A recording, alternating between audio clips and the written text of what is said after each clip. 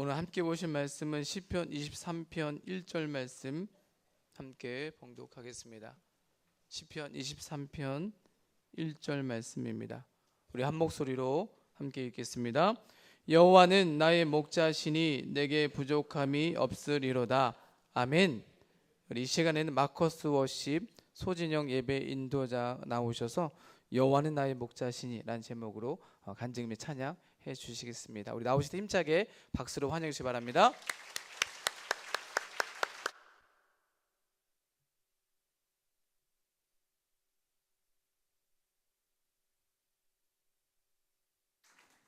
할렐루야. 함께 할 수 있어서 참 감사한 것 같습니다. 기대하신가요? 아니, 제가 우연히 이렇게 들었는데 목사님이 제 간증을 살짝 얘기하셨다고. 그래서 제가 반칙하시면 어떡하시냐고 이렇게 얘기했는데 제 삶 속에 써내려가신 하나님의 이야기들을 제가 부족하지만 나누도록 하겠습니다. 먼저 저희 마커스 워십을 소개하려고 합니다. 저희 마커스 워십은 2005년도부터 지금 2025년도 지금까지 매주 목요일마다 서울의 한 교회에서 예배를 드리고 있습니다. 올해 20주년이 되었어요. 그래서 얼마 전 20주년 감사 예배를 올려드렸고요. 그리고 제가 사역을 시작했을 때가 2007년도예요. 그때 제 나이 27살. 막 나이가 나오죠. 올해 나이. 그래서 제가 그때만 해도 20, 30대였어. 대상이, 예배 대상이. 제가 사역을 시작했을 때만 해도. 근데 어느덧 30, 40대, 40, 50대. 그리고 정말 나이 많으신 할머니가 오셨는데 92세 할머니. 지금은 나이 어린 친구부터 나이 많은 어르신까지 그렇게 한 세대만이 아니라 세대와 세대가 함께하는 그런 예배를 드리고 있습니다. 혹시 나는 마커스 목요 예배 현장 예배 한 번이라도 와봤다. 한번 손 한번 들어볼까요?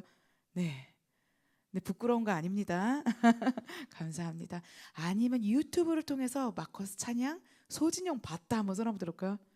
와, 이렇게 많은데 원래 뭐 여기 평택 사시는 분들은 이렇게 좀 부끄러움이 많으신가요? 다 아시는. 감사합니다. 구독은 사랑이라고 하니까 많이 구독해주면 감사하겠습니다. 첫 곡으로 제가 세상 가치로 힘들었을 때 만들었던 곡이에요. 주 은혜임을이라는 곡인데요. 이 곡을 여러분과 함께 나누고 그 다음에 저의 삶 속에 써 내려가신 하나님의 이야기를 나누도록 하겠습니다.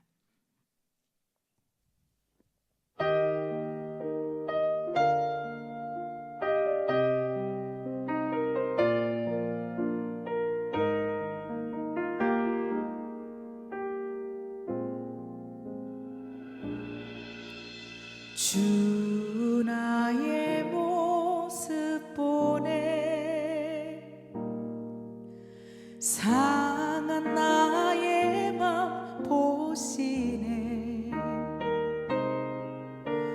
주 나의 눈물 안에 홀로 울던 맘 아시네 주 나의 모습 보네 상한 나의 맘 보시네 주 나의 눈물 안에 홀로 울던 맘 아시네 세상 소망 다 사라져가도 주의 사랑은 끝이 없으니 살아가는 이 모든 순간이 주의 힘을 나는 믿네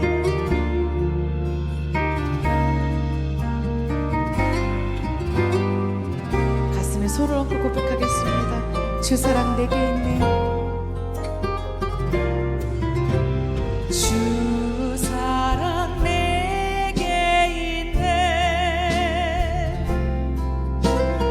그 사랑이 나 채우네. 주네 내게 있네. 그네로 날 세우네. 세상 소망 다 사라져가도 주의 사랑은 끝이 없으니 살아가는 이 모든 순간이 주 은혜임을 나는 믿네. 세상 소망 다 사라져가도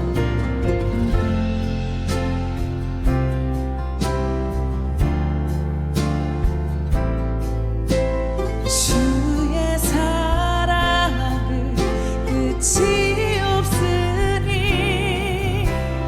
살아가는 이 모든 순간이 주 은혜임을 나는 믿네. 주 은혜임을 나는 믿네. 지금 이 순간 주께서 우리에게 허락하신 은혜의 시간인 줄 믿음으로 고백합니다. 주께 감사와 영광의 박수 올려드리겠습니다.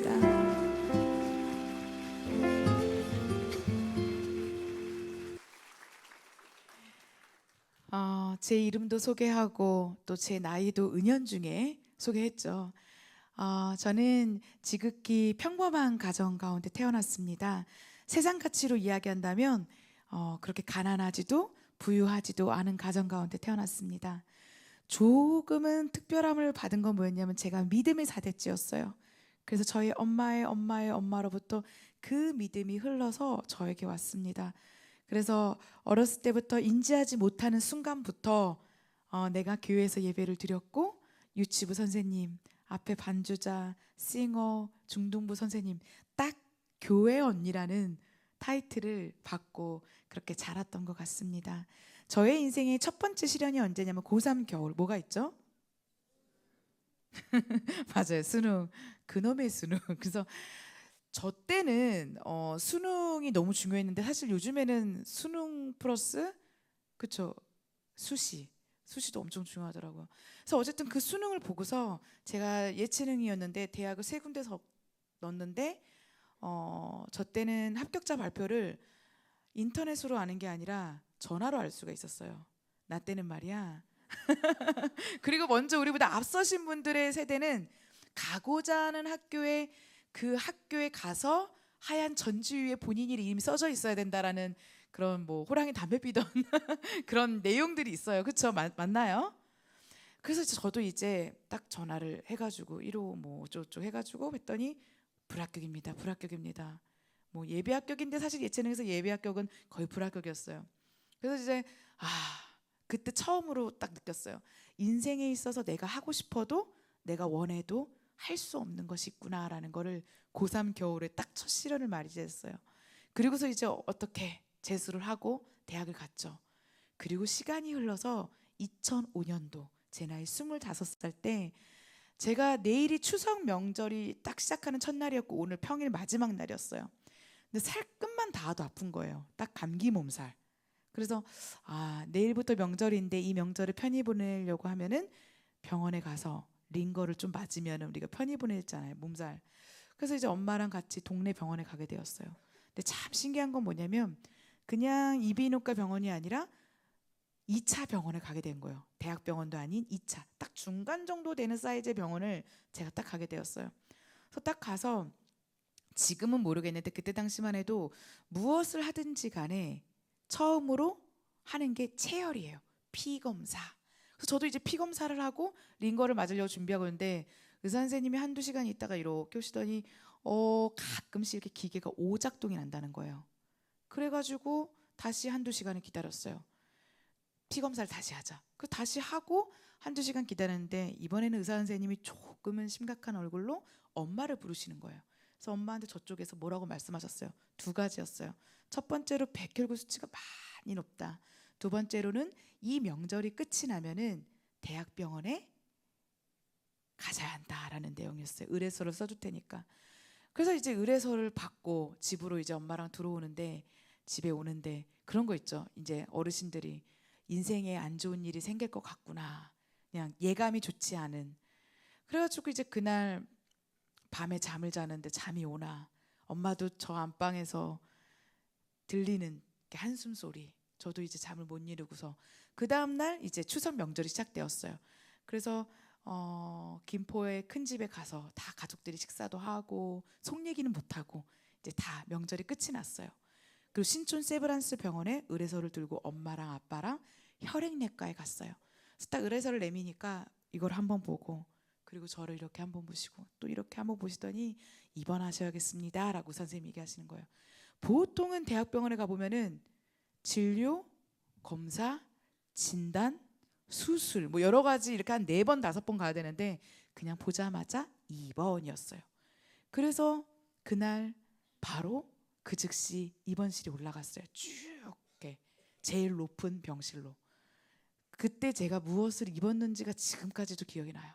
그래서 이제 엄마 아빠랑 이제 병실에 올라갔는데 내가 보던 병실이 아닌 거예요. TV에서도 보던 병실, 무균실 병실이었어요. 내가 혈액 쪽에 단단히 문제가 났구나라고 더 직감적으로 알게 되었어요. 월요일, 화요일, 수요일 병원에서 대학병원에 살 수 있는 검사들은 다 했어요. 그 힘들다는 골수 검사까지 했어요. 그리고 수요일 날 한 5시 반 정도, 대학병원은 저녁에 좀 일찍 나오잖아요. 그래서 한 5시 반 정도 저녁을 먹으려고 막 이렇게 있는데 의사 선생님이 회진 딱 그때 도시거든요. 그래서 딱 의사 선생님이 돌아오시더니 소진영 씨 진단이 나왔습니다. 3일 만에 이제 진단을 딱 듣게 된 거예요. 소진영 씨는 만성 골수성 백혈병입니다. 라고 딱 말씀하시는 거예요. 근데 너무 큰 병인 거는 사실은 알고 있었어요. 왜냐하면은 TV에서 보던 병명이 TV에서 힘든 장면들이 제 안에서 있었잖아요. 알고 있었잖아요. 25살이지만은 내가 진짜 큰 병에 걸렸구나라는 걸 이제 알게 된 거예요. 그래서 이제 눈물만 이렇게 흐르더라고요. 그리고서 이제 저의 인생이 바뀌었어요. 교회 언니 소진영에서 환우 소진영으로 25살에 바뀌었어요. 그래서 이제 아침에 눈을 뜨면은 나는 백혈병 환자, 나는 백혈병 환자. 밥을 먹나 무엇을 하나. 누가 100점, 100이라는 글자만 이렇게 얘기를 해도 가슴이 벌렁벌렁거렸어요. 그리고 사실 제 입으로도 이렇게 이 이름을 얘기하기까지가 되게 10년이 넘게 걸렸어요. 왜냐하면 말하고 싶지 않았거든요. 그래서 이제 저녁에 이제 잠을 자려고 그러면 눈을 감아야 잠을 자잖아요. 근데 눈을 감으면은 잠을 자야 되는데 눈을 감을 수가 없는 거예요. 어렸을 때부터 내가 하나님의 그 나라와 천국도 듣고 신앙생활을 했다고 생각하는데 막상 죽음이 내 코앞에 왔다라고 생각하니까 두려운 거예요. 두려움.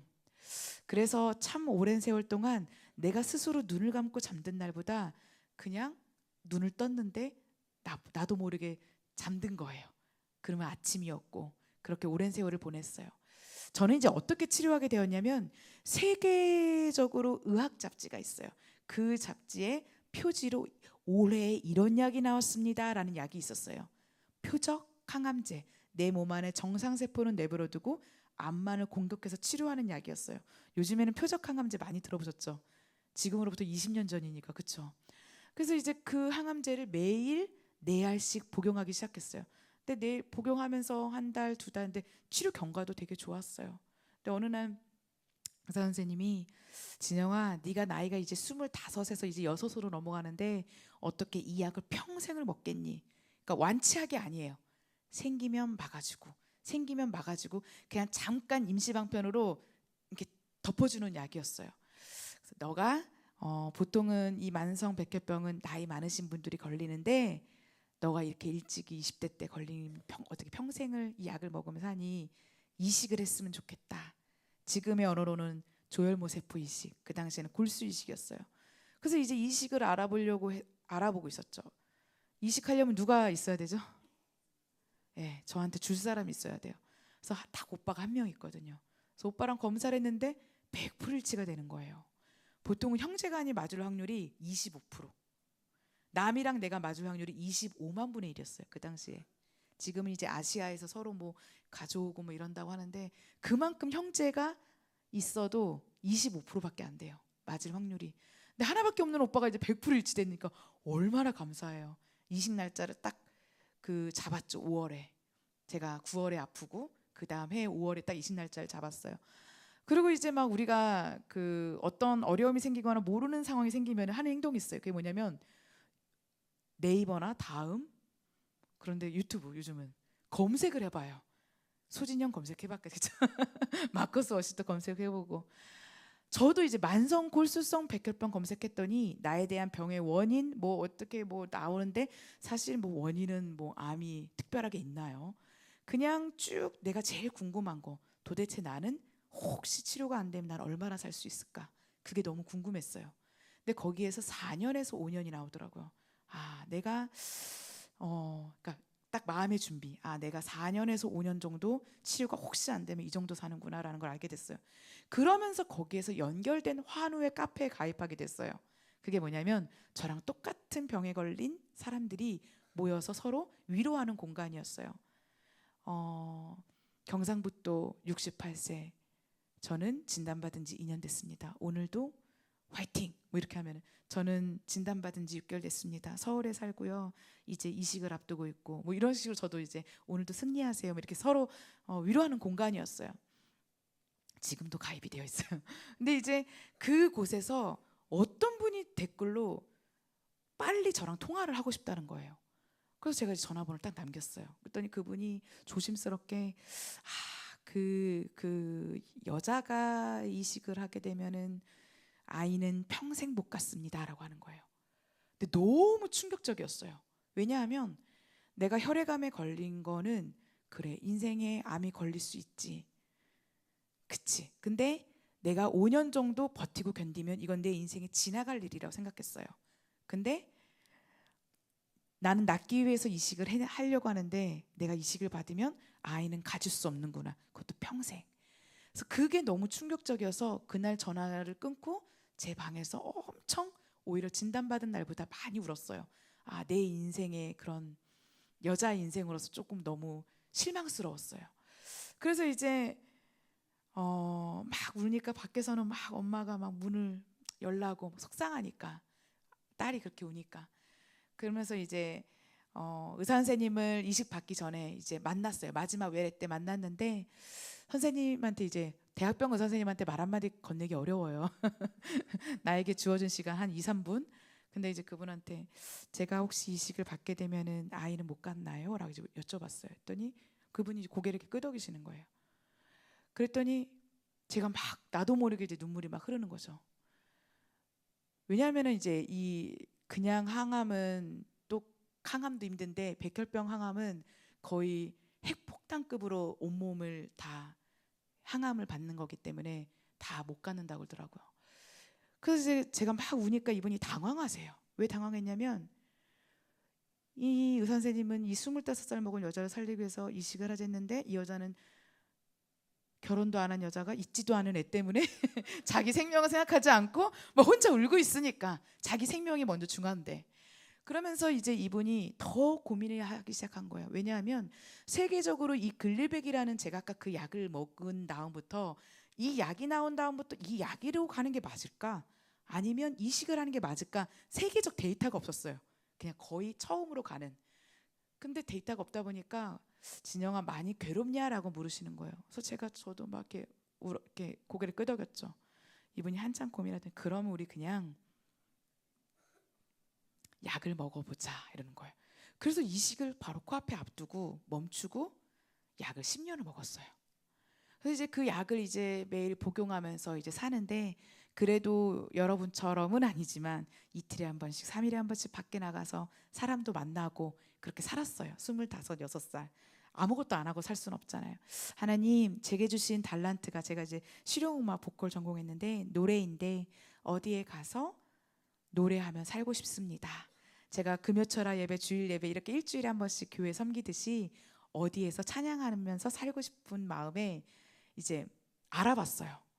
알아봤는데 저희 이제 하나밖에 없는 오빠가 저랑 같이 예배 인도하시는 그 남자분 있죠, 심종호 간사님.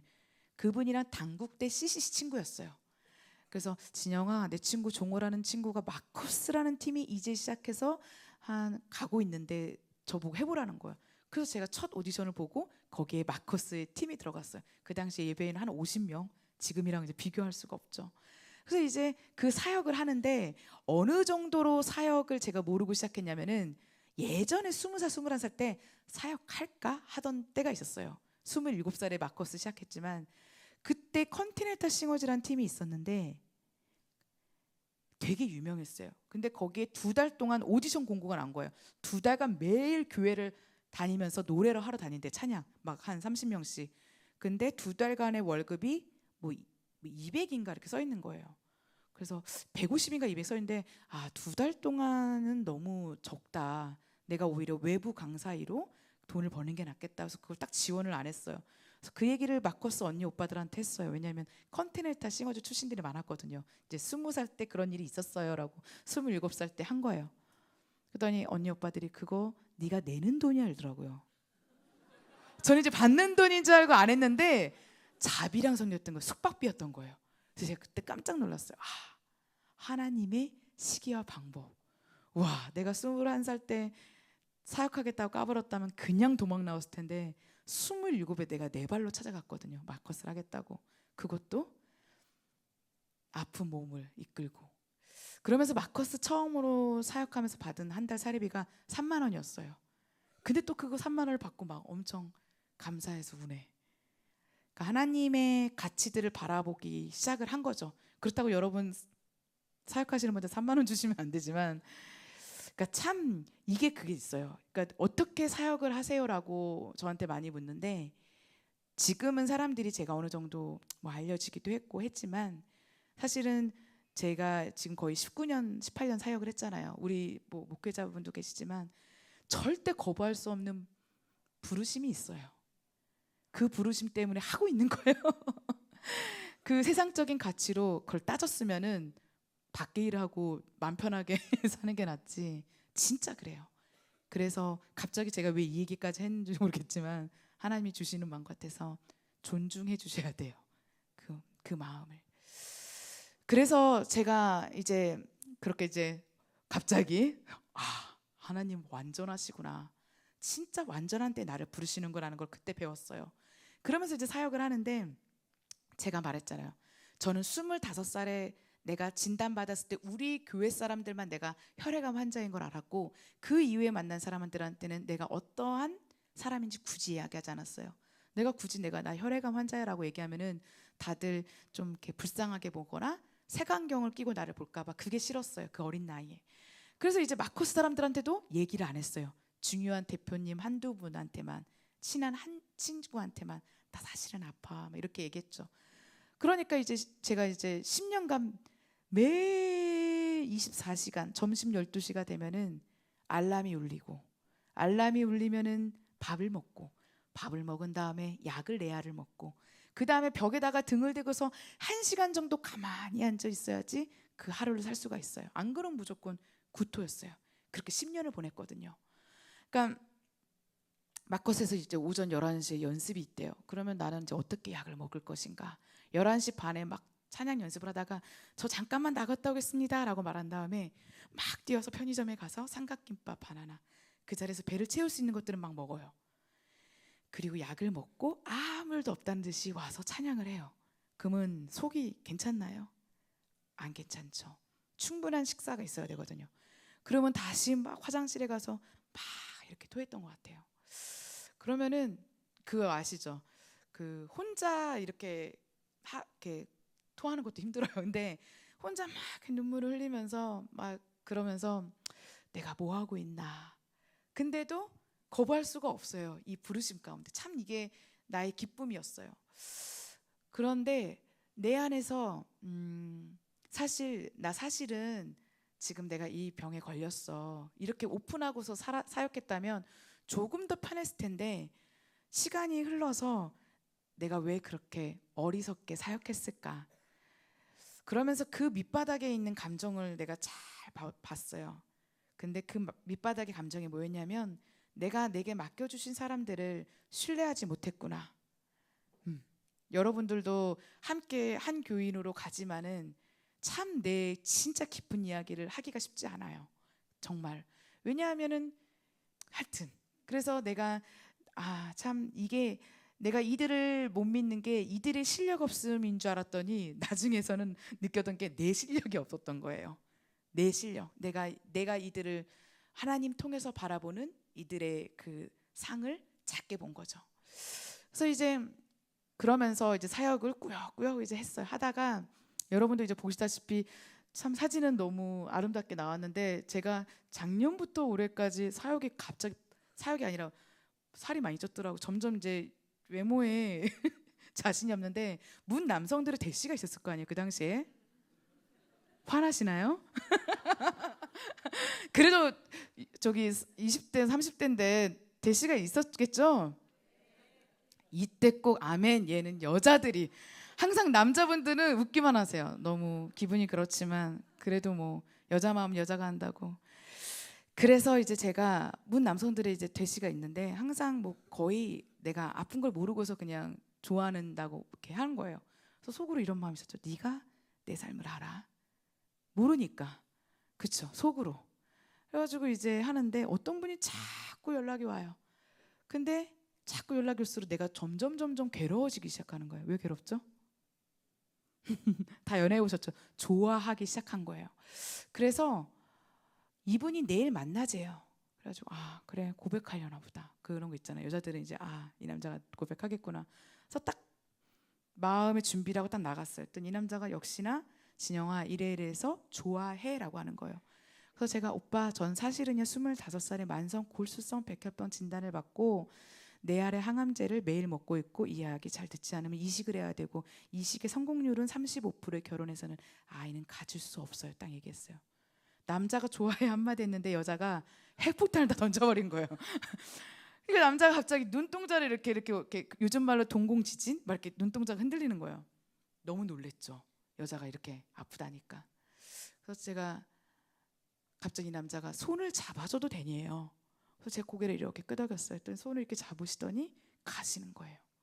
그래서 제가 속으로 에라이 했지만 집으로 와서 엉엉 울었죠.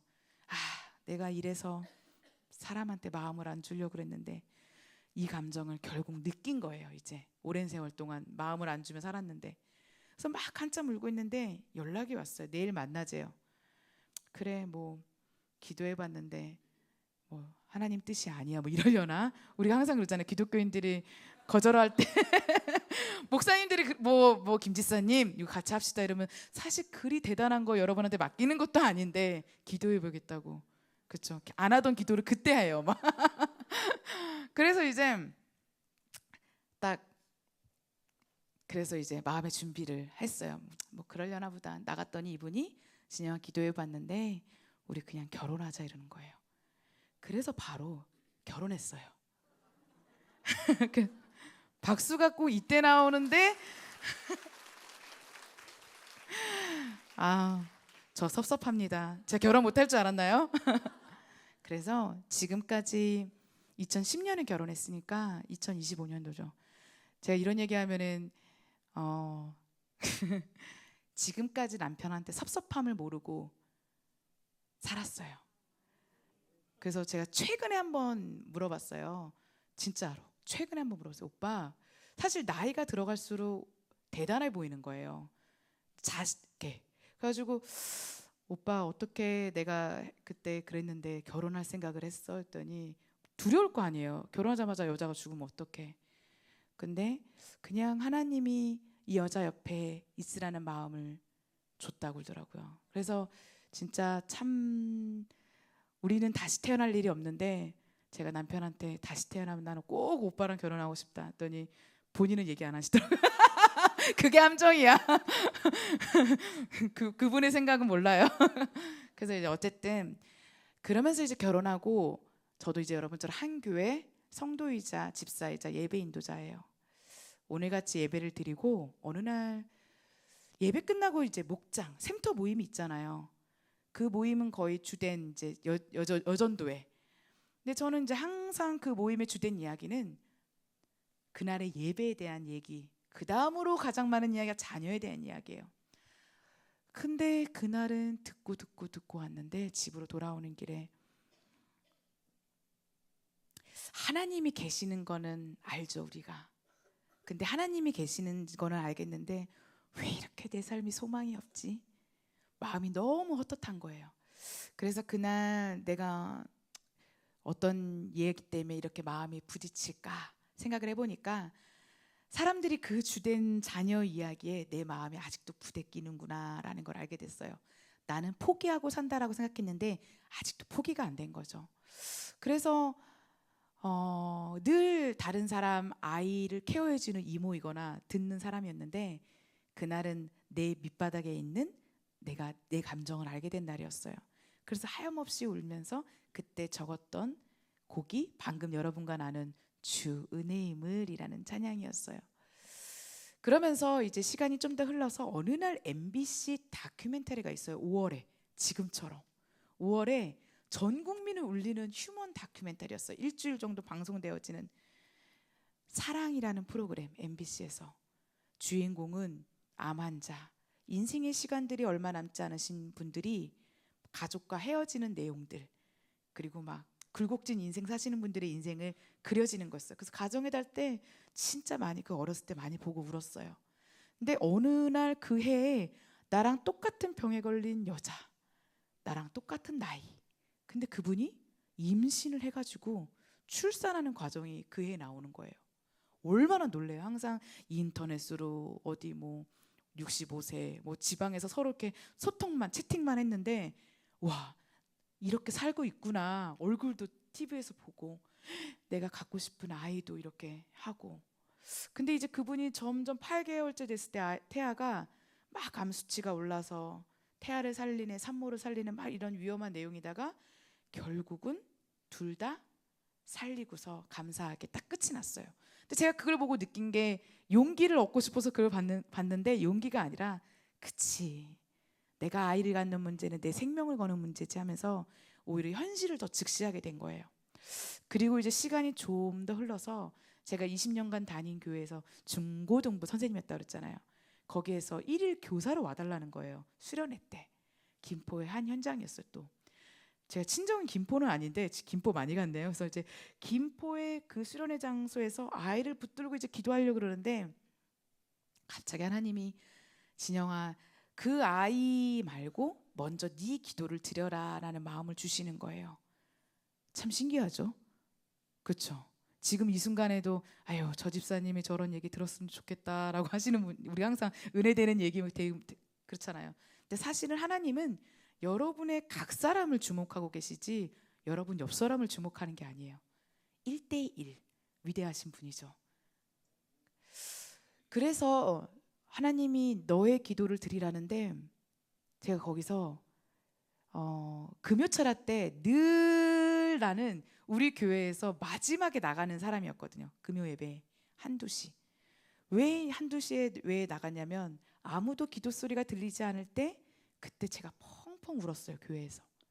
왜냐하면 내가 울면은 집에서나 어디서나 사람 있을 때 내가 울면은 엄마 아빠가 그 얘기를 들을까 봐 그냥 아무도 없을 때 기도 소리가 멈췄을 때 제가 그제서야 기도하고 막 그랬거든요. 근데 그때 기도의 내용이 하나님께 낫게 해달라는 기도를 못 드렸어요. 낫게 해달라는 기도를 하게 되면 내가 안 나으면 어떡하지? 안 나으면 언제까지 이걸 가지고 붙들고 기도할 것인가? 안 나으면 난 하나님을 혹시나 원망하지 않을까라는 제 안에 두려움이 있었어요. 그래서 늘 하나님한테 그냥 엉엉 울면서 하나님 그냥 좀 저를 불쌍히 여겨주세요. 한 번만 봐주세요. 얼마 전에 폭삭 속았수다 봤는데 거기서도 봐달라고 하는 그게 있었어요. 바다를 향해서. 근데 제가 그때 제 예전에 생각이 나더라고요. 그냥 봐달라고. 그러면서 그렇게 기도를 드렸는데 그 아이들 중고등부 수련회에서 하나님이 너의 기도를 드리라는데 제가 제 밑바닥에 있는 감정을 이야기했어요. 하나님, 제가 무엇을 그렇게 바랬나요? 사실 그렇게 묻고 싶었어요. 왜냐하면 내가 그리 대단한 걸 바라면서 산 것 같진 않은데 왜 나는 내 옆에 있는 내 친구 저 평범한 인생을 내게 주셔지지 않았을까라는 내 안에서의 그것이 조금 서운했나 봐요. 하나님 앞에. 그래서 그러면서 그 마음을 이야기하니까 좀 속이 후련한 거예요. 그러면서 더 이야기했어. 하나님, 저 이제 나이가 들면은 아이도 가질 수는 없어요. 사실은 아이도 갖고 싶고요. 이러면서 막 두런두런 내 진짜 이야기를 하기 시작한 거죠. 근데 뭐 어떤 대단한 음성이 들린 건 아니었고 그냥 그렇게 나의 삶을 이야기하니까 그런 거 아시죠, 여러분? 문제가 해결되어서 평안한 게 아니라 그럴 수 있어요. 문제가 해결돼서 평안한 건 사실 잠시고 문제가 해결되지 않을 때도 평안함을 주시는 건 오직 주님께 붙들려 있을 때만 가능해요. 그건 평생 죽을 때까지. 그리고 목사님도 못해요. 저도 못해요. 그냥 주님을 붙들고 있을 때만 그 분만 할 수 있는 거예요. 그래서 이제 제가 그때 어떤 대단한 것보다도 해봐야겠다. 그래서 남편을 설득했어요. 아이 한번 가져보자. 그리고 엄마 아빠를 설득했어요. 나 아이를 낳고 싶다. 근데 엄마 아빠 남편은 이 세상에 있는 내가 소중하지 뭐 있지도 않은 애가 반대를 했는데 근데 제가 설득을 하고 그 다음에 의사 선생님을 찾아갔어요. 선생님, 제가 아이를 좀 갖고 싶습니다. 또 의사 선생님이 예전에는 이제 반대하셨는데 진영아, 세계적으로 여성 환우가 아이를 출산하는 경우가 이제 좀 손에 꼽기 시작했다. 그러면서 한번 해보자라고 하시는 거예요. 그래서 그때 10년간 먹었던 약을 그날로 약을 끊었어요. 그리고서 연세 세브란스 혈액내과와 산부인과가 협진해가지고 일주일에 한 번씩 계속 유전자 검사를 했어요. 암이 생기면 얼마큼 생기나 그것들을 추적 관찰해야 되기 때문에 1년이 돼도 아이가 안 생기는 거예요. 1년 2개월 됐는데 의사 선생님이 진영아, 다음 달에는 우리 그냥 다시 약을 먹자. 그 말은 뭐예요? 끝난 거예요. 시간은 이제 충분히 주신 거죠. 근데 하나도 섭섭하지가 않았어요. 하나님이 내게 충분히 주셨다라는 그냥 고백이 되더라고요. 근데 참 신기하게 그 마지막 다음 달에 병원에서 6주입니다라는 이야기를 들었어요. 산부인과에서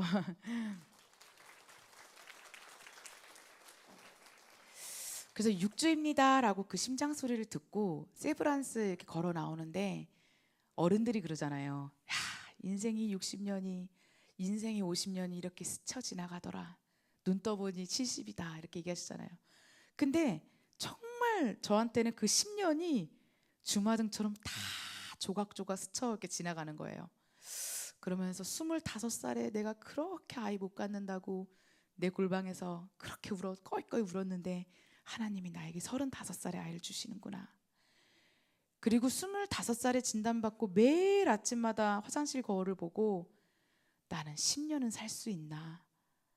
항상 아침에 눈을 뜨면 나에겐 그 숫자가 있을까. 지금도 그 10년 후가 항상 늘 궁금해요. 근데 하나님이 나에게 10년 동안 머리끝부터 발끝까지 상하지 아니하시고 이렇게 인도하셨구나. 하나님의 그 크심을 보게 된 거예요. 나는 너무 죽을 것 같이 힘들었지만 나의 그 힘든 그 고난이 그 어떤 고난보다도 하나님은 너무 크신 분이었어요. 그래서 그때 그 마음을 기도를 막 적었어요.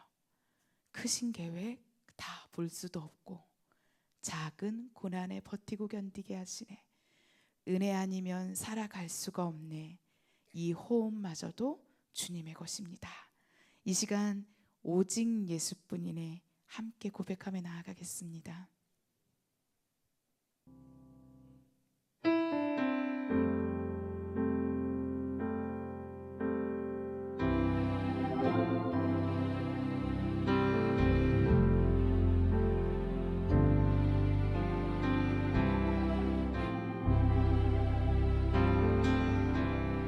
은혜 아니면 살아갈 수가 없네.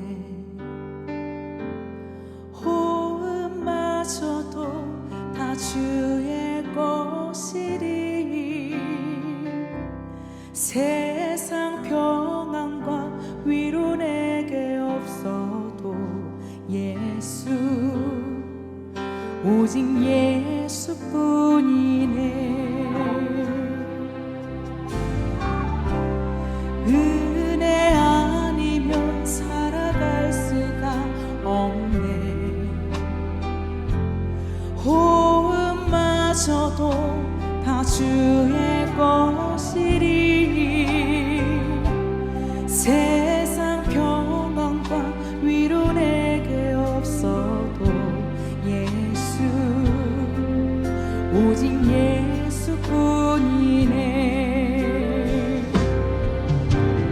그 신계획 다 볼 수도 없고 작은 것 안에 지쳐도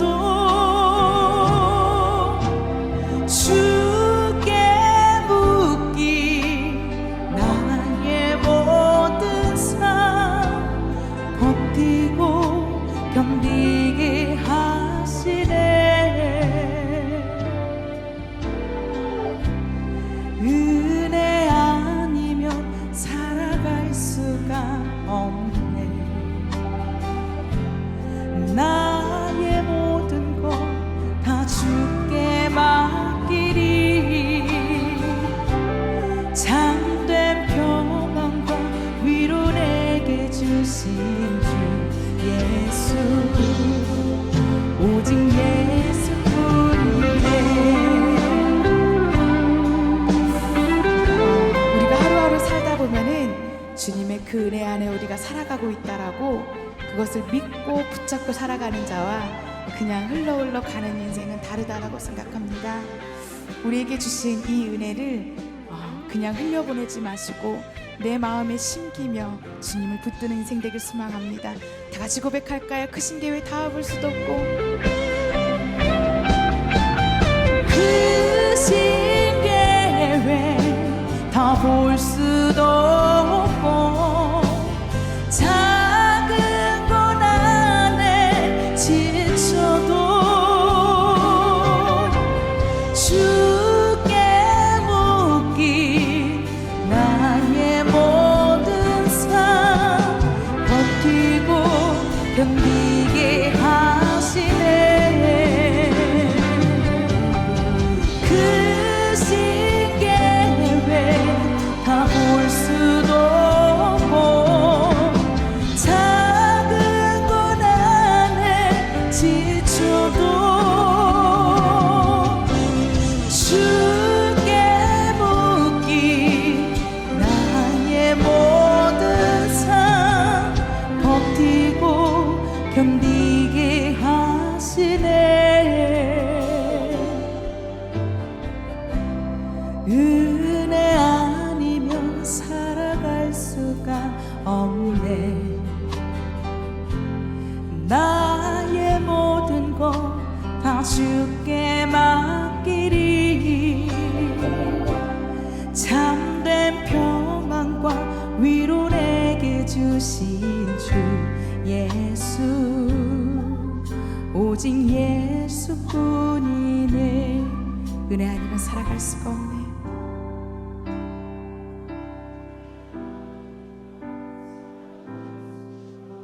나의 모든 것 다 주께 맡기니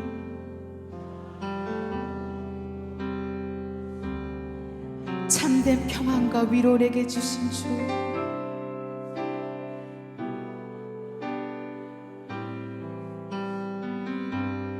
예수, 오직 예수뿐이네. 오직 예수뿐이네. 오직 예수뿐이네. 예수, 오직 예수뿐이네. 주께 감사와 영광의 박수 드리겠습니다.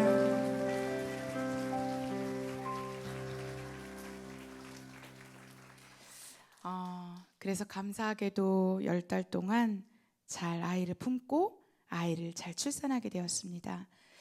그래서 내일 이제 세브란스에서 아이를 잘 출산했고 내일 퇴원을 앞두고 있었어요. 근데 병실에 전화벨이 울리는 거예요. 그래서 여보세요? 그랬더니 소진영 산모님이시죠? 라고 하는 거예요. 그랬더니 이제 놀라지 말고 들으세요라는 그 말에 제가 많이 놀랐어요. 드라마 보면은 이제 그랬더니 아이 검사를 다 했는데 왼쪽 귀 수치가 좀 청각 수치가 좀 안 좋습니다라고 하는 거예요.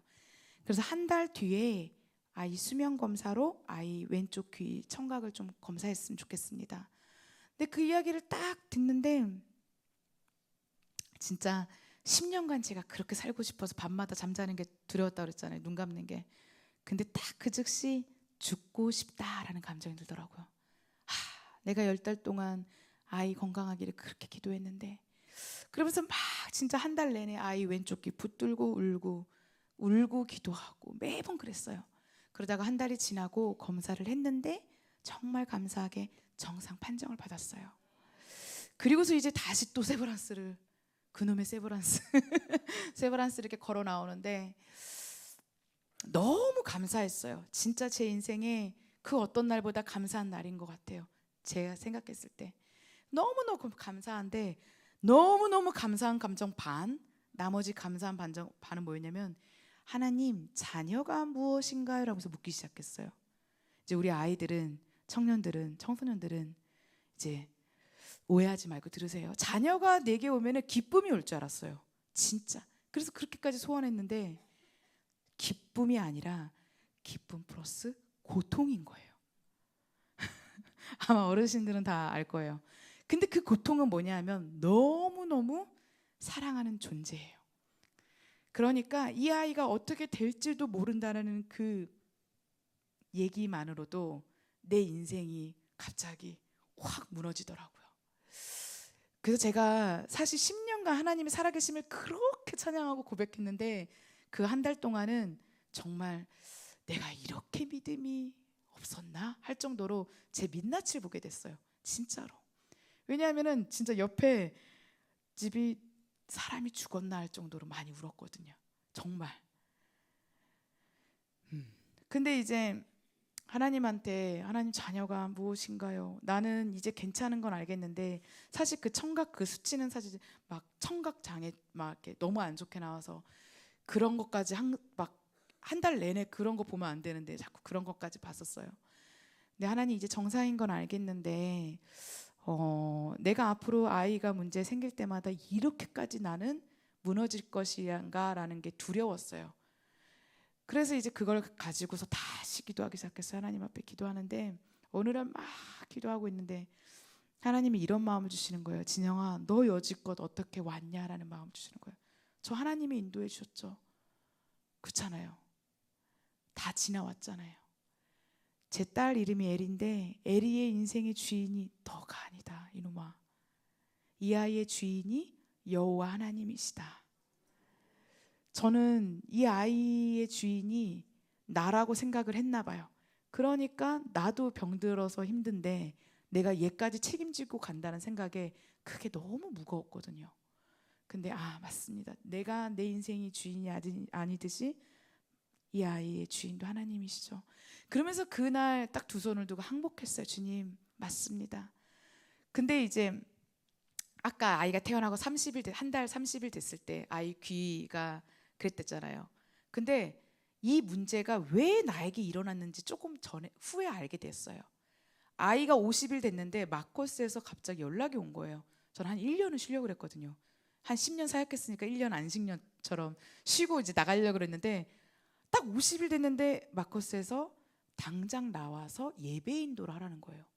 나는 마커스에서 그 당시만 해도 예배 인도자가 아니었는데 엘토로 섬기는 싱어였는데, 그래서 왜요? 그랬더니 심종훈 간사님이 다리 아킬레스건이 끊어져서 깁스를 해서 다리 설 수가 없대요. 지금 그 당시 예배 인도자는 없었어요. 또 한 명밖에. 그래서 제가 할 줄 아는 게 아까 뭐 성품이 좋아서는 아니고 순종을 그래도 해요.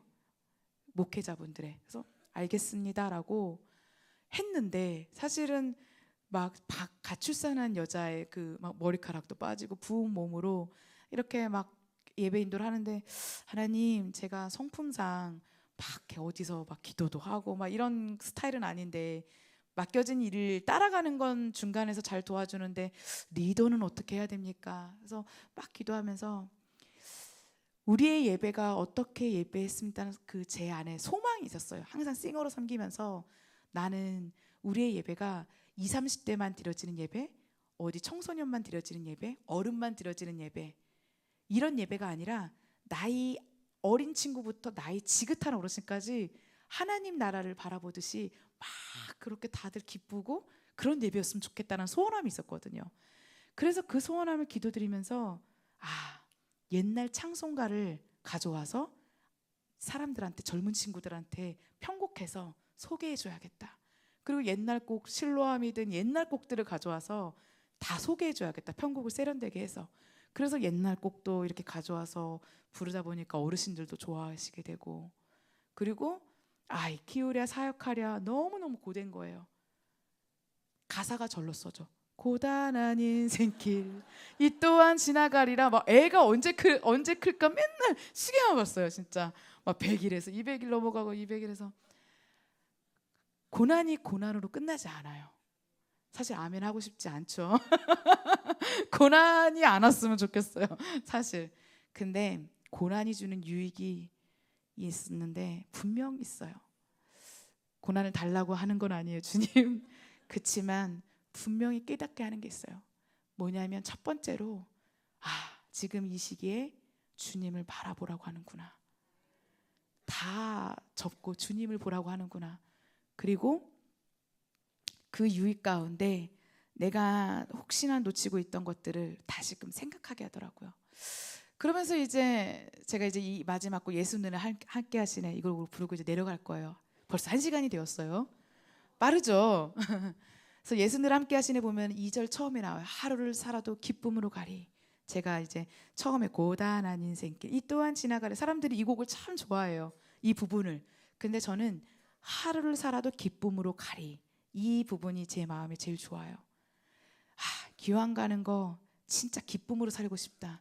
이왕 사는 거, 이왕 고난 가운데, 이왕 내가 이 상황 가운데 태어난 거 기쁨으로 가고 싶다라는 제 작은 소망이 있어요. 그래서 이제 그 곡을 부르고 딱 내려가면은 간사님, 그래서 현재 몸은 어떻습니까? 라는 질문을 제일 많이 받아요. 저는 2015년도에 그때 약을 끊고 16년도에 아이를 낳고 그 아이도 벌써 이제 10살이에요.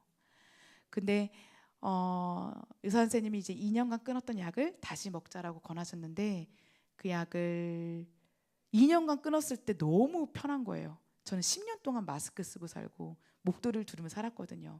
면역도 남들의 한 반 정도, 3분의 1 그렇게 살았고 3천 정도가 호중구 수치가 이제 정상이면 3천에서 넘어가면 저는 한 950, 암 환자분들이 한 800 그리고 한 700이면 병원 들어가야 돼요. 그러니까 한 950 정도에 살았어요. 늘 10년간. 근데 2년 동안 너무 편한 거예요. 마스크도 없이 탈도 안 나고. 그래서 제가 교수님 제가 암도 없다라고 내성 지금 네가티브 나오고 있는데 혹시 약 끊는 임상에 참여하면 안 되나요? 라고 해서 그걸 하고 있어요. 지금까지 25년도 지금까지. 작년에 의사 선생님도 퇴임하셨어요. 의사 선생님 퇴임하시고 새로 오신 의사 선생님 그 다음 이제 분이 저를 맡으셨는데 그분이 이제 2005년도부터 2024년도까지 차트를 쭉 보시더니 계속 이제 암이 없고 뭐 이런 식으로 나오니까 다음번에 저를 만나면은 이제 1년에 한 번 오시면 됩니다라고 하는 거예요. 와, 그래서 기능적 완치가 왔구나. 그래서 이제 2월 달에 그렇게 얘기를 듣고 바빠서 제가 한 4, 5개월에 한 번씩 다니는데 한 6개월 만에 갔나 봐요. 한 7, 8월에.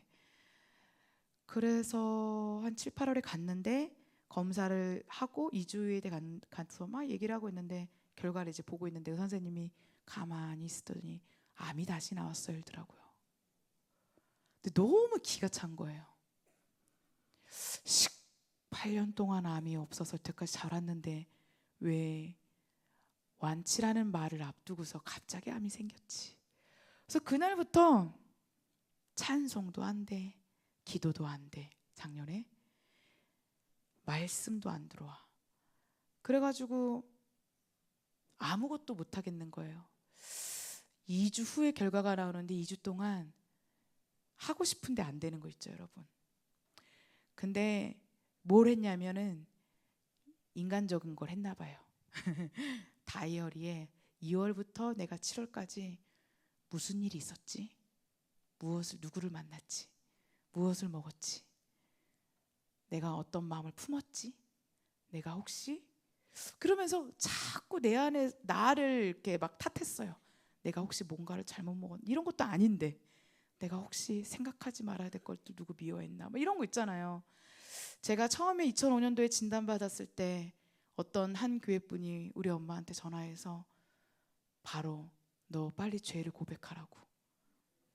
근데 엄마가 얼마나, 그걸 나중에 제가 알게 됐을 때 엄마가 얼마나 그 사람이 싫었을까, 얼마나 괴로웠을까. 딸이 아픈 거는 생각하기도 싫을 텐데 그거를 엄마의 죄로 바라보신. 근데 저도 이게 사람이 참 그렇게 몰리니까 하나님 제가 이러면서 막 이렇게 했는데, 그러다가 어느 날 새벽 4시에 무릎을 꿇고 한 2주간은 예배 인도도 못했어요. 마커스 이제 너무 힘이 드니까. 근데 무릎을 꿇고 기도하는데 하나님은 살아계십니다. 하나님은 선하십니다. 하나님은 완전하십니다. 하나님은 실수가 없으십니다. 하나님은 정확하십니다. 그리고 하나님은 오르십니다. 그래서 막 하나님이 어떠한 분인 거에 대해서 막 이야기했어요, 기도하면서. 근데 그게 내가 막 인정이 돼서 한 게 아니라, 그렇게 내가 알고 있는 하나님을 내 입으로 막 이거 선포하지 않으면은 내가 죽겠는 거예요. 그렇게 기도하다 보니까 나중에는 눈물이 나면서 인정이 되더라고요. 하나님, 어떠한 결과가 있든지 간에 에휴 10년간 먹었는데 다시 약 먹으면 되겠죠. 뭐 더 나쁜 걸 생각하고 싶지 않은데 아마 이러면서 막 마음을 정리했던 것 같아요. 그러면서 딱 2주 뒤에 하나님이래 의사 선생님을 만났어요. 그래서 의사 선생님이 딱 이러더라고요. 결과를 딱 보는데 암이 제로에 나왔다는 거예요. 그러니까 암이 안 나온 거예요, 다시. 근데 갑자기 의사 선생님이 이게 모르겠네, 적은 수치는 아니었는데 다시 또 검사하재요. 그래서 그날 다시 또 유전자 검사를 하고 2주 후에 또 만났어요. 근데 또 다시 암이 안 나왔어요. 그리고서 이제 그 뒤에 의사 선생님이 이렇게 얘기하시더라고요. 사실은 이제 1년 뒤에 이제 보자고 그랬는데 원래대로 4, 5개월에 한 번씩 보자고. 그러면서 지금까지 왔어요. 이제 곧 또 병원에 가는데, 그러면서 사실 당연히 두려움이 있죠. 두려움이 있지만 제 안에 이런 마음이 있더라고요. 하나님, 지금으로 충분히 너무 감사하고 좋아요. 그냥 하나님이 주신 삶 안에서 내가 조금 더 어떤 상황 가운데 있을지라도, 사실 작년에 제가 한 3개월 정도로, 이 사건이 아니라 3개월 정도로 나중에 좀 쉬었어요, 마커스를. 왜 쉬었냐면 너무 사역도 많고 또 아이도 막 한 몇 년간은 좀 케톤성 저혈당증을 앓아서 좀 힘들었었어요. 막 저혈당, 새벽이 오면은 아이가 쓰러지고 막 이랬었어요. 한 4살에서 7살 정도까지 그렇게 좀 앓았는데, 그리고 막 엄마 아빠도 막 아빠도 치매 진단 받으시고, 이게 너무 막 한 1년 사이에 벌어지는 거예요. 그러면서 당연히 하나님 앞에 나아가는 길, 가장 빠른 길이었어요. 가장 빠른 길이지만 조금 마음이 지쳤는지 힘들었었어요. 그래서 그 3달을 쉬고 다시 이제 사역에 임하면서 지금 이렇게 가고 있는데, 여러분이 생각나실 때마다 기도해 주시면 감사하겠습니다. 마지막 곡 예수 늘 함께 하시네 고백하고 마무리하겠습니다.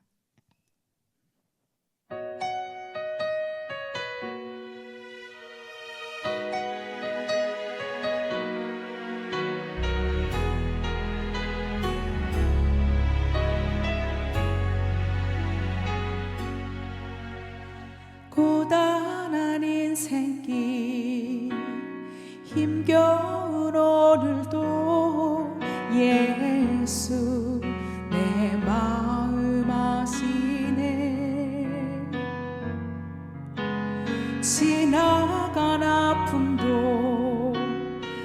마주할 세상도 예수 내 마음 아시네. 다 같이 고백할까요? 고단한 인생길, 고단한 인생길, 예수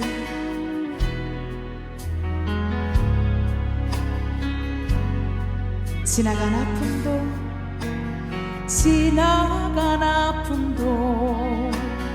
마주할 세상도 예수 내 마음 아시네.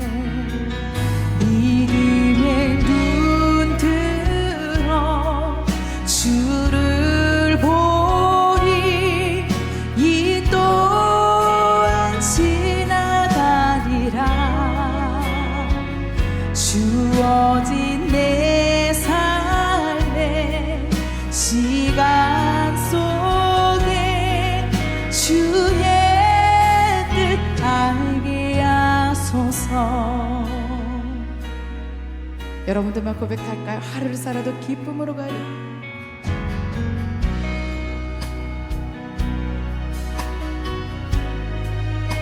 예수 늘 함께 하시네. 후회도 염려도 온전히 맡기리.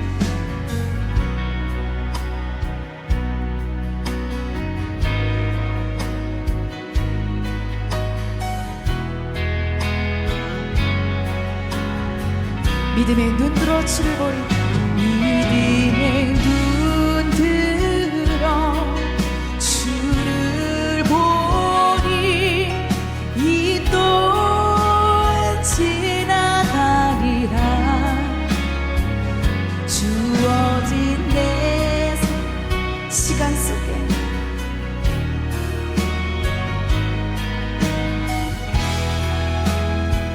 믿음의 눈 들어 주를 보리. 믿음의 눈 들어 주를 보니 이 또한 지나가리라. 주어진 내 삶의 시간 속에 주의 뜻 알게 하소서. 우리가 살다 보면은 이 문제만 해결되면은 내가 좀 살겠다라는 때가 있어요. 근데 이 문제가 해결되고 나면은 또 다른 문제가 또 내게 와요. 그러면은 어떤 때는 참 다 내려놓고 싶고 포기하고 싶을 때가 있는데, 나는 나를 포기할지언정 내 안에 살아계신 예수 그리스도가 평생 가운데 나를 포기하지 않고 붙들고 걸어가고 있다는 것을 여러분이 기억하셨으면 좋겠습니다. 어떤 상황 가운데 있을지라도 믿음의 눈으로 바라보길 소망합니다. 다 같이 고백할까요? 주어진 내 삶에, 주어진 내 삶에 시간 속에 주의 뜻 알게 하소서. 믿음의 눈 들어 주를 보리. 믿음의 눈 들어 주를 보리. 이 또한 지나가리라.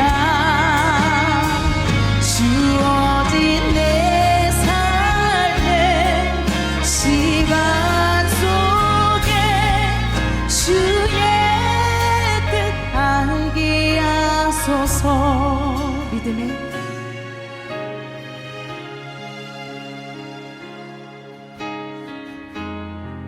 이 또한 지나가리라.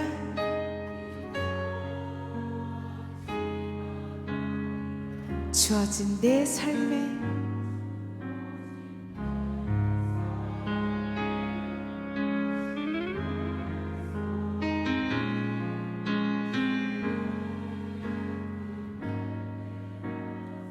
주의 뜻 알게 하소서. 주의 뜻 알게 하소서. 주의 뜻 알게 하소서.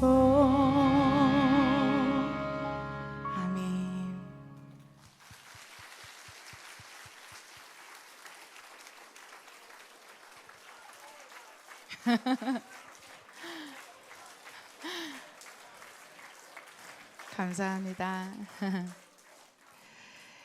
청소년 청년들이 저를 보면은 간사님, 저도 하나님을 이제 만난 것 같은데 하나님의 영광을 위해서 살고 싶은데 어떻게 살아야 될지 모르겠어요 라는 질문을 제일 많이 받아요. 그래서 뭘 하고 살죠? 막 이런 얘기하면 제가 하고 싶은 얘기가 어떤 일을 하든지 간에 사실 하나님은 여러분이 그 대단한 일을 한다고 해서 하나님의 영광이 더 추가되고 그렇지는 않아요.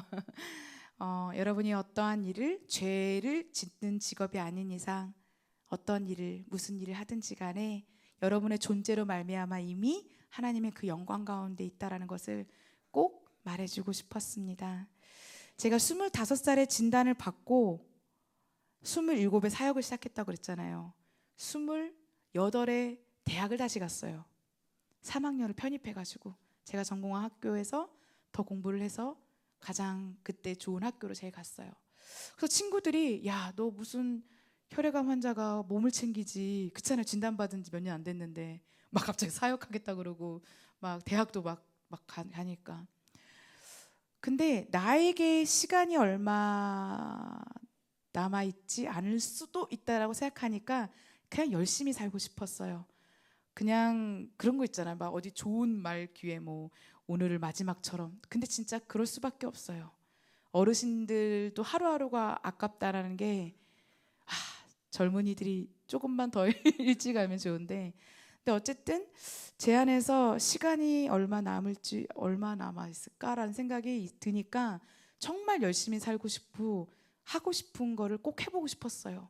그래서 더 열심히 내가 꼭 가고 싶은 대학을 다시 가야지라고 생각해서 편입해서 대학을 가고 졸업하는 해에 딱 결혼을 한 거예요.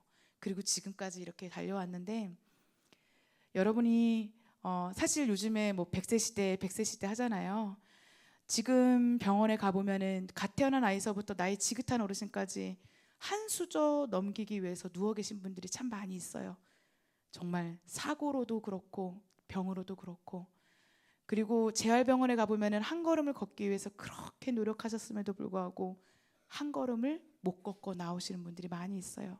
그 이야기가 남의 집 이야기가 아니라 우리 이웃의 이야기고, 우리 교인의 이야기고, 나의 가족의 이야기고, 그리고 결국 나 자신이 하나님 앞에 갈 때의 또한 모습일 거라고 생각합니다. 오늘 여러분이 여기에 온 것은 하나님이 허락하신 여러분의 무릎 가운데 힘을 주시고 호흡 가운데 허락하신 은혜가 있다라고 생각합니다. 들어주셔서 너무너무 감사합니다. 앵콜이 있었죠? 제가 이렇게 간증 찬양 집회도 이렇게도 하지만 사실은 찬양 집회도 해요. 그래서 그런 것처럼 한번 오늘 이 지금 앵콜 두 곡을 할게요. 다 같이 그 대신 찬양 집회 형식으로 일어나셔서 하나님 앞에 한번 나아가겠습니다. 다 같이 일어나셔서 실로 한번 틀어주세요.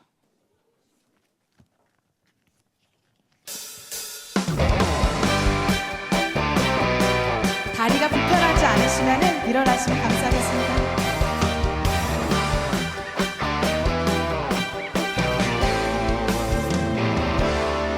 어두운 밤에 캄캄한 밤에 새벽을 찾아 떠난다.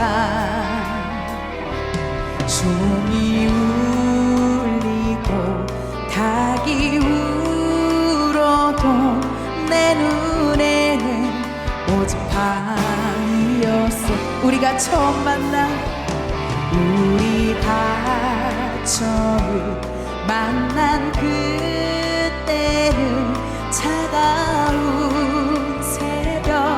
새벽이었어. 주님 마음속에 사랑이 있음을 나는 느낄 수가 있었어. 오주여 당신께, 오주여 당신께 감사하리라. 실로하 내게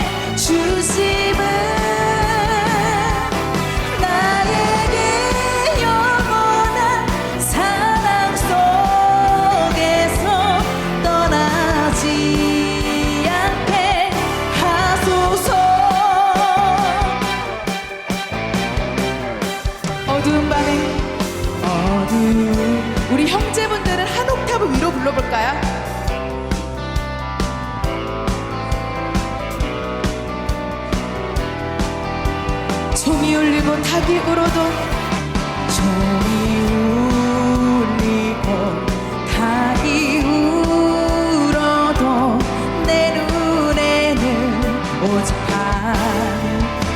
우리가 처음 만난 우리가 처음 만난 그때는 차가운 새벽이었어. 주님 마음속에 사랑이 있음을 나는 느낄 수가 있어. 오직 당신께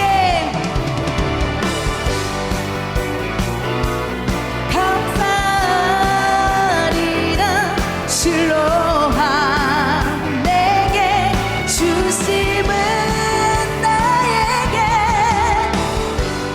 영원한 사랑 속에서 떠나지 않게 하소서.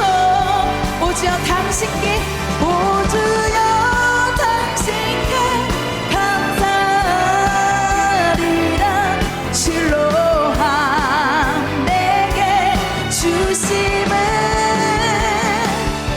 나에게 영원한 사랑 속에서 떠나지 않게 하소서.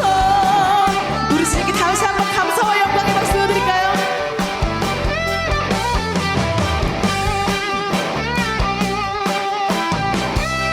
우리가 처음 만난 우리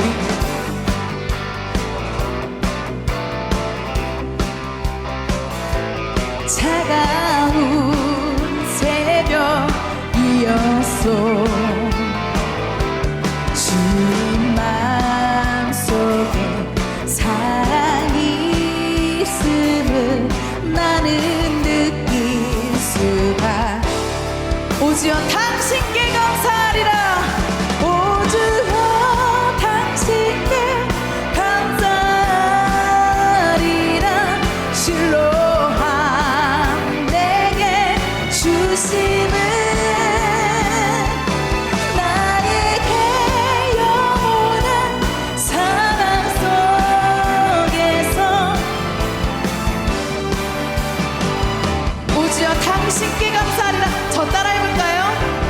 오주여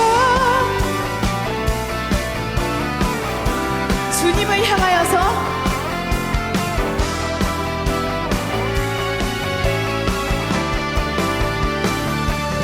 나에게 영원한 사랑 속에서 떠나지 않게.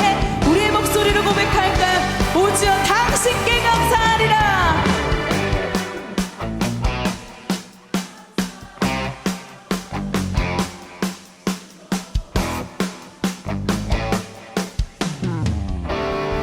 더 큰 목소리로 나에게 영원한 사랑 속에서 떠나지 않게. 여러분들만 고백할까요? 오주여 당신께.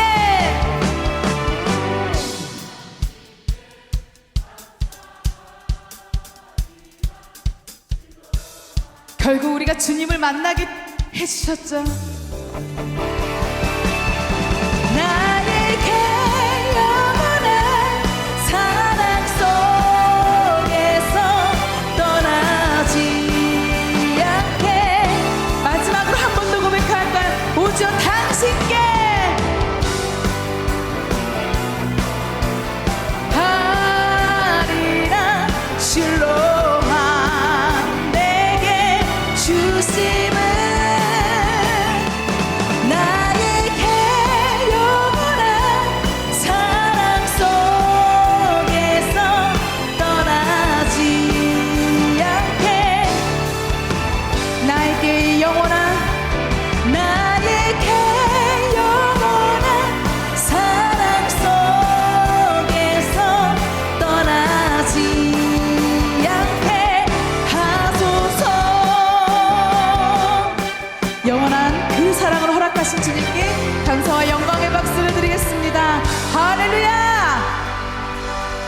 꽃들도 바로 틀어주세요.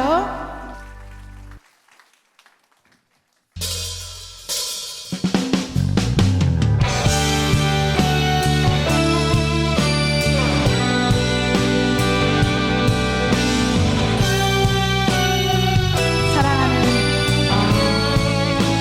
성도님 한 분 한 분이 하나님의 그 열매를 우리가 서로가 서로를 볼 수 있는 교회 되기를 소망합니다.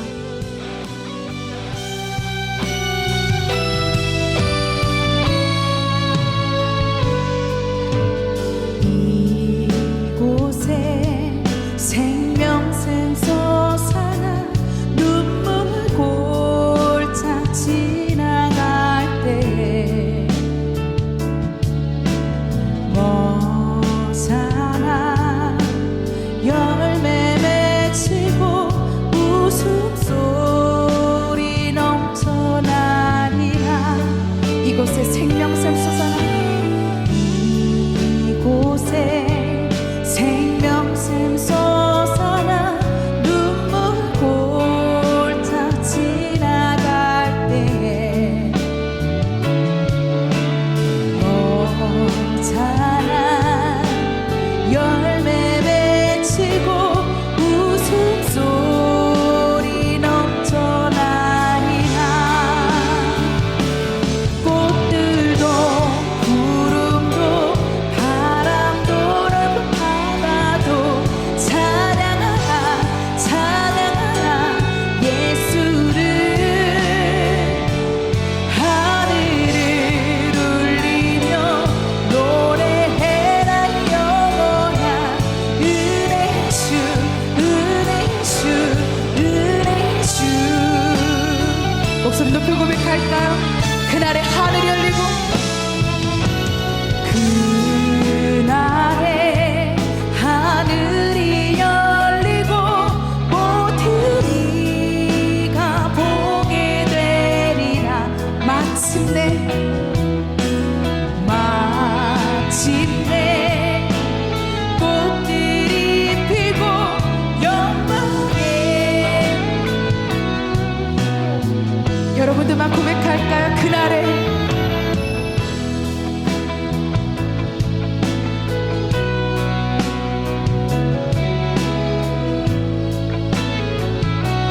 마침내 꽃들이 피고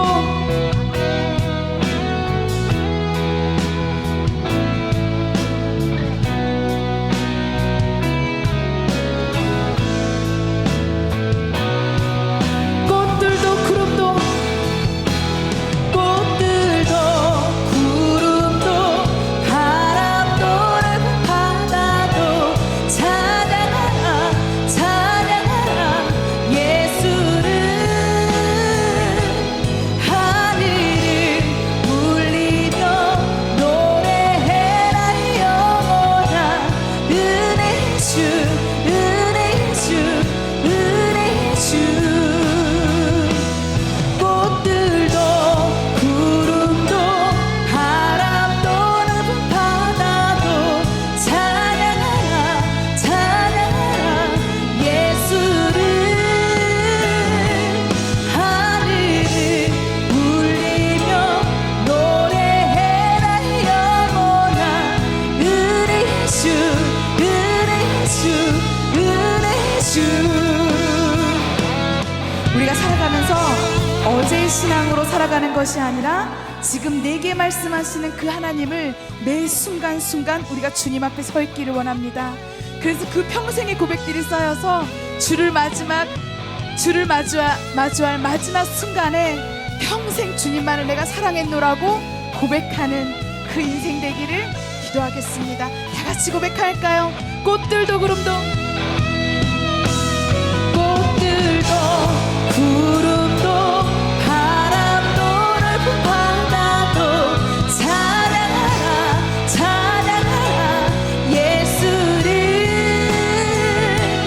하늘을 울리며 노래해라 영원한 은혜 주 은혜 주 은혜.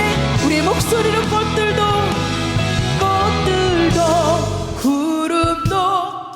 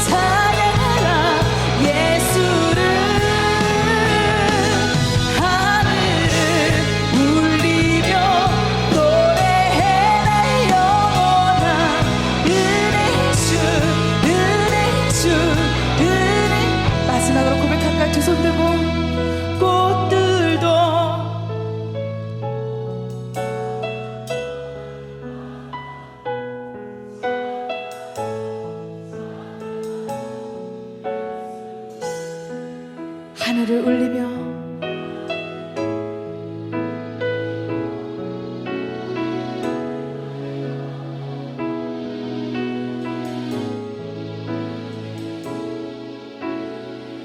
은혜의 주 은혜의 주 은혜의 주 은혜의 주 은혜의 주 은혜의 주 은혜의 주 예수.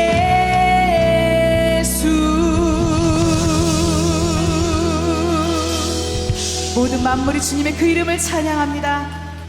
여러분 감사합니다.